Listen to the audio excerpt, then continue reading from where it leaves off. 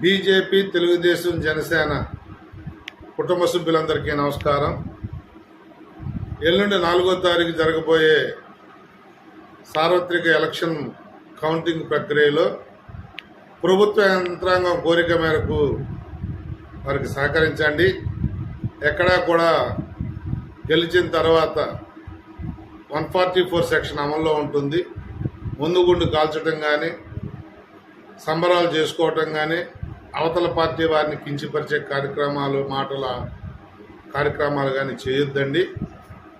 అలాగే కౌంటింగ్ ఏజెంట్లు కూడా అక్కడ లోపల వాతావరణాన్ని ఇబ్బంది పెట్టే కార్యక్రమాలు ఏమి అవతల వాళ్ళు చేసినా మీరు అధికారులకు కంప్లైంట్ చేయాలి తప్ప సమన్వయం పాటించండి. అధికారులకు కంప్లైంట్ చేయండి.